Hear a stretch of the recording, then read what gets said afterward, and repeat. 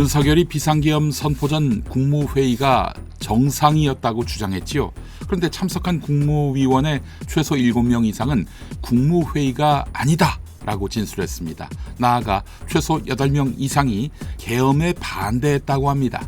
심의가 통과 안 된 것입니다.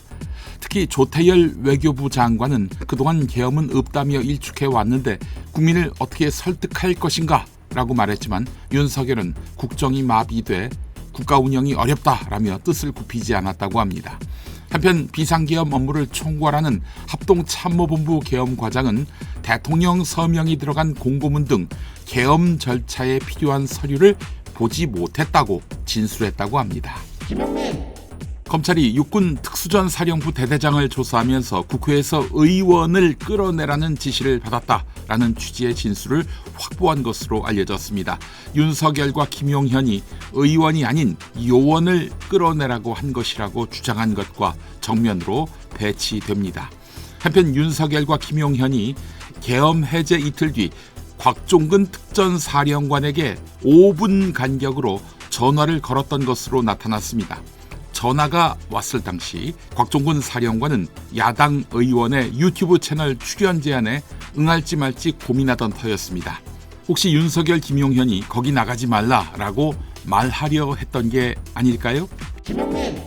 최근 국민의힘의 사과로 끝난 문영배 헌법재판소장 권한대행 음란 댓글 논란은 온라인 커뮤니티 DC 인사이드에 올라온 조작 사진이 발단이었습니다. 마치 문영배 권한대행이 음란 게시물에 댓글을 단 것처럼 합성 조작한 사진이 이곳에 올라왔고 이후 다른 게시판과 일베 등으로 퍼져 정치권까지 가세한 것입니다. DC 등 온라인 커뮤니티에는 계엄과 탄핵 사태 이후 이러한 허위 정보뿐 아니라 법원 난입을 모의하는 선동글도 계속 올라오고 있습니다. DC가 허위 정보 선동글의 저수지 역할을 한다는 비판이 나오고 있습니다. 한국일보 기자가 전광훈이 이끄는 자유마을에 가입해서 2주 동안 활동했습니다. 이들은 전광훈이 직접 강연하는 행사에 동원되는가 하면 극우 컨텐츠가 담긴 유튜브 링크를 하루에 80에서 90개씩 올리고 전화를 걸어서 헌법재판소 직원들을 괴롭히며 부정선거론과 중국 혐오 컨텐츠 전파도 확산시켰습니다. 자유마을의 지상과제는 회원수 불리기인데 보험회사 마냥 실적 압박에 시달리고 있었습니다. 회원들은 보험회사 마냥 실적 압박에 시달리고 있었습니다. 이 회원들은 전광훈 사업의 주 고객이 됩니다. 더러는 전광훈에게 돼지 취급받아도 아멘 한다고 하는데 전형적인 가스라이팅이라고 전문가들은 입을 모으고 있습니다. 법원이 문재인 정부 당시 일어난 탈북어민 강제 북송 사건에 선고 유예 판결을 내렸습니다. 이 어민들은 귀순 의사를 밝혔는데도 기본권을 무시하고 강제로 북송하라고 지시한 혐의 등으로 재판에 넘겨졌습니다. 문제는 이들 북한 어민이 동료 16명을 도끼와 망치로 잔인하게 살해한 다음 모든 증거물을 바다에 버리고 불법적으로 북방 한계선을 넘어 도주해온 흉악범이란 점입니다.